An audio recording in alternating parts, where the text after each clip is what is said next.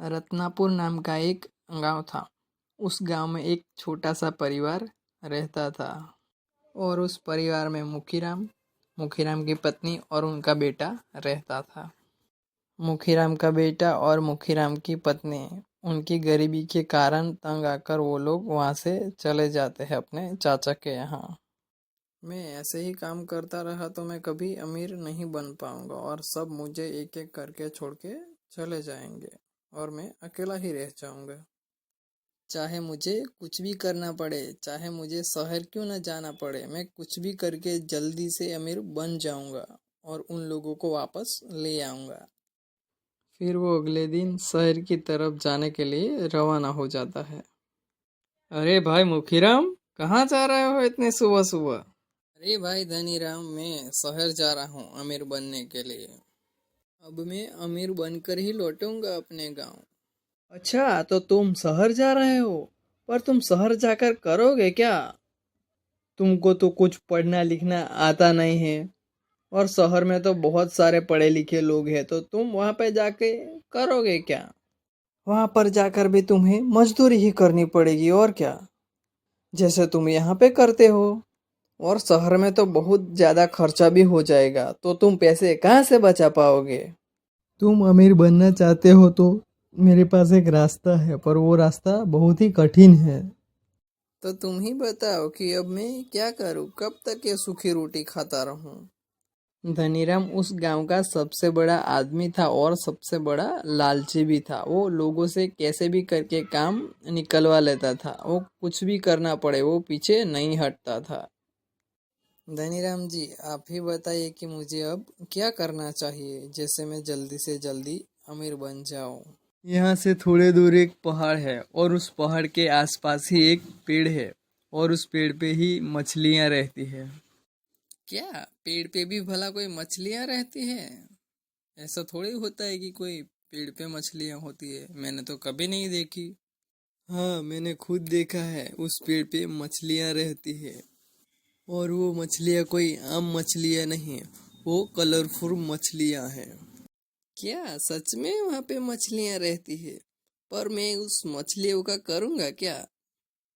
अरे भाई, वो आम मछलियाँ नहीं है, वो पानी के बिना भी रह सकती है और वो कलरफुल है। तो तुम उस मछलियों को शहर जाकर बेचोगे तो अच्छे खासे पैसे तुम्हें मिल जाएंगे और शहर के लोग उस मछलियों के पालने के शौकीन होते हैं, तो उनको पैसे देने में कोई दिक्कत नहीं होगी। पर ऐसा है तो तुम ही जाकर क्यों नहीं मछलियाँ ले आते? क्योंकि उस पेड़ की रखवाली चुड़ैल करती है। जो भी उस मछलियों को लेने जाता है वो चुड़ैल उसको मार डालती है। तुम चाहो तो मैं तुम्हें उसका पता बता सकता हूँ, पर तुम्हें उसमें से मुझे कुछ हिस्सा देना होगा। तुम जो मछलियाँ बेचोगे उनमें से जो पैसे आए उनमें से कुछ पैसे मुझे दे देना, तभी मैं उसका तुमको पता बताऊंगा। और एक बात, वो चुड़ैल तुम्हें मार भी सकती है, तो उसका जिम्मेदार तुम मुझको नहीं ठहराओगे। तुम उसकी चिंता मत करो, वो मुझ पे छोड़ दो। मैं कैसे भी करके वो मछलियाँ शहर जाकर बेच आऊंगा और उनमें से कुछ पैसे आपको दे दूंगा। अगले दिन उस पहाड़ पे पहुंच जाता है और उस पेड़ पे देखता है तो बहुत सारी मछलियाँ रहते थे। अरे, यहाँ पे तो सच में मछलियों का पेड़ है, बहुत सारी मछलियाँ हैं, मुझे बहुत अच्छे पैसे मिलेंगे। और वो देखता है कि उसके आसपास चुड़ैल घूम रही थी और उस पेड़ के पास अजीब अजीब सी आवाजें आ रही थी। ये देखकर मुखीराम बहुत ही डर जाता है। मुखीराम अपने पास एक बॉक्स लेके आया था और उस बॉक्स में खाना बना के लेके आया था और उस बॉक्स को पेड़ से थोड़े ही दूर में रख देता है और उस चुड़ैल उस खाने की खुशबू से उस खाने की तरफ आने लगती है। जब चुड़ैल खाना खा रही थी तभी मुखीराम उस पेड़ से मछलियों को ले आता है और मछलियों को शहर में जाकर बेच आता है और उनमें से कुछ पैसे धनीराम जी को भी दे देता है। कुछ दिनों तक ऐसे ही चलता रहा। धीरे धीरे मुखीराम के पास पैसे आने लगे और वो धीरे धीरे अमीर बनता गया। मछलियाँ बेचता था और उससे जो पैसे आते थे वो धनीराम जी को दे देता और थोड़े अपने लिए रखता और दूसरा वो चुड़ैल के लिए कुछ ना कुछ वो लेके आता उपहार के रूप में। चुड़ैल को इतने अच्छे उपहार और इतना अच्छा खाना मिल रहा था तो ज़्यादातर मछलियों पे ध्यान गया ही नहीं। कोई उसकी मछलियों को चुरा रहा है। जब उसको पता चला कि उसकी मछलियों कोई चुरा रहा है तभी वो ढूंढने के लिए आसपास घूमती रहती है। कुछ समय के बाद मुखीराम अमीर बन गया और उसी अमीरी के कारण धनीराम जलने लगा और उससे ज़्यादा पैसे मांगने लगा। मुखीराम, अब मुझे ज़्यादा पैसे चाहिए, थोड़े पैसे नहीं चाहिए। जो तुम्हें मिल रहा है उससे आधा हिस्सा मेरा होना चाहिए, वरना मैं चुड़ैल को बता दूंगा कि तुम वहाँ से मछलियाँ चोरी करके ले आते हो। नहीं धनीराम जी, तुम ऐसा मत करना। अगर चुड़ैल को पता चला कि मैं उनकी मछलियों को चुराता हूँ तो वो मुझे मार डालेगी और मुझे भी कुछ नहीं मिलेगा और आपको भी कुछ नहीं मिलेगा। मैं आपको आधा हिस्सा देने के लिए तैयार हूँ। मुखीराम ने सोचा कि अब उसके बीवी और बच्चे को वापस बुला लेना चाहिए, पर उसको बाद में विचार आता है कि जब उसके पास पैसे नहीं थे वो लोग छोड़ के चले गए और जब उसके पास पैसे नहीं होंगे तो फिर से छोड़ के चले जाएंगे। वो मुझसे नहीं पर वो मेरे पैसे से प्यार करते हैं, इस वजह से मुखीराम अकेला ही रहना पसंद करता है और वह उसको लेने के लिए नहीं जाता। मुझे और ज़्यादा पैसे कमाना है। मुझे मुखीराम की जगह और 2-3 लोगों को मछलियों के बारे में बताना चाहिए और उससे मैं और ज़्यादा पैसा कमा पाऊंगा। धनीराम और 2 लोगों को लालच में फंसा लेता है और मछलियाँ लाने के लिए उस पेड़ के पास भेज देता है। पर वो मछलियाँ ले रहे थे तभी चुड़ैल ने उन लोगों को देख लिया और उनमें से एक को तो मार डाला, लेकिन दूसरा बचकर मुखीराम के गांव आ गया और उसके पीछे पीछे चुड़ैल भी गांव में आ गई। अच्छा, तो तुम लोग मछलियाँ चुरा रहे हो? तभी मैं सोचूं मछलियाँ कम क्यों हो रही है। मुझे इन गांव वालों को सबक सिखाना ही होगा। मेरी मछलियाँ चुराने का अंजाम उन्हें भुगतना ही होगा। वो उस गांव में जो भी इंसान दिखता वो इंसान को मछली बना देती और पेड़ पे लटका देती और इस वजह से कोई घर से बाहर निकल ही नहीं रहा था। जो भी गलती से भी निकलता वो उसको मछली बना देते। ऐसा ही चलता रहा तो गांव में कोई इंसान बचेगा ही नहीं, सब लोग मछलियां ही बन जाएंगे। मुझे उसका रास्ता निकालना ही होगा। जब ये चुड़ैल गांव में है तो उस पेड़ की रखवाली कोई नहीं कर रहा होगा। मैं उस पेड़ को उखाड़ कर दूसरी जगह पे लगा देता हूँ। उस पेड़ को चुड़ैल ढूंढ ही नहीं पाएगी और हम मछलियाँ बेच के अमीर हो जाएंगे। और दूसरी तरफ गांव का मुखिया गांव के लोगों को कैसे बचाए उसके बारे में सोच रहा था। तभी मुखीराम मुखिया के घर आ जाता है। मुखिया जी, मैं इस चुड़ैल से बचने का उपाय जानता हूँ। तो जल्दी से बताओ मुखीराम, हमें हमारे गांव के लोगों को बचाना है।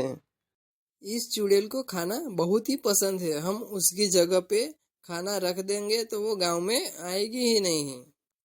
तो फिर गांव वालों से कहकर उसकी जगह पे हम खाना पहुंचा दिया करेंगे, पर उसकी जगह है कहाँ ये हमें पता नहीं है। उस जगह के बारे में धनीराम जी को पता है। मैंने 2 लोगों से बात करते हुए सुना कि उस चुड़ैल की जगह धनीराम जी को पता है। तो तुम धनीराम जी को बुला कर लाओ, मैं उससे बात करता हूँ। फिर मुखीराम धनीराम जी के घर जाता है धनीराम जी को बुलाने के लिए, पर वहाँ पे धनीराम मिलता नहीं है। धनीराम जी तो घर में नहीं दिखाई दे रहा। कहीं वो मछलियाँ लेने तो नहीं चला गया। वो उतना लालची इंसान है, कुछ भी कर सकता है, उसका कोई भरोसा नहीं है। फिर वो मुखीराम उस पहाड़ के पास जाता है पर उसको ना ही पेड़ और ना ही मछलियाँ कुछ दिखता नहीं है। ये क्या, यहाँ पे तो पेड़ भी नहीं है, मछलियाँ भी नहीं है, कहीं पेड़ को कोई उठा के तो नहीं लेके गया। धनीराम और धनीराम के साथ 2 और लोग थे। वो पेड़ को उठाकर दूसरी जगह पे ले जा रहे थे, लेकिन वो थक जाते हैं। वो आराम करने के लिए खड़े ही थे तभी वहां पे चुड़ैल आ जाती है। तुम लोगों ने ही मेरी मछलियाँ और पेड़ को चुराया है। मैं अब तुम लोगों को नहीं छोड़ूंगी। नहीं, हम लोगों ने आपकी मछलियाँ नहीं चुराई है। वो आपकी मछलियाँ तो मुखीराम चुरा रहा था। हम तो इस पेड़ को दूसरी जगह पे रख रहे हैं क्योंकि वो मुखीराम को मछलियाँ मिले नहीं। हम आपकी मदद ही कर रहे हैं। मुझे मूर्ख मत बनाओ, उसने मेरी मछलियाँ चुराई है। तो क्या हुआ? बदले में उसने मुझे बहुत सारे उपहार और खाना दिया है। मुझे तो वो भला आदमी लग रहा है। बुरे तो तुम लोग हो जो मेरी मछलियाँ और पेड़ को चुरा के लेके जाते हो। चुड़ैल उन लोगों को मछलियाँ बना देती है। ये मछलियाँ आप पेड़ पर सुरक्षित नहीं है। मैं उसको तालाब में डाल देती हूँ। मछलियों को मैं तालाब में डाल दूंगी तो किसी को कुछ भी पता नहीं चलेगा और मुझे उसकी सुरक्षा भी नहीं करनी पड़ेगी। और वो पेड़ पर से मछलियाँ तालाब में डाल देती है और ये सब मुखीराम ने देख लिया। अब मैं यहाँ से जा रही हूँ और तालाब में ही रहूंगी। आप में से कोई भी तालाब के नजदीक आया तो मैं उसको मार डालूंगी। फिर वो दूसरी जगह पे चली जाती है और गांव का कोई आदमी तालाब के पास चुड़ैल के डर से नहीं जाता था। पर मुखीराम को तो पता था कि वहाँ पे चुड़ैल नहीं है, इसलिए वो तालाब में जाता और मछलियाँ पकड़ता और शहर जाकर बेच आता। धीरे धीरे मुखीराम बहुत ही ज़्यादा अमीर बन गया और उस गांव में बड़ा सा तालाब बनाया और मछलियों को तालाब में डाल दी और दो लोगों को काम पे रख लेता है। अब वो लोग ही शहर जाते और मछलियाँ बेच आते। मुखीराम घर पे आराम करता था और इस तरह मुखीराम ने बहुत ही अच्छी ज़िंदगी बनाई।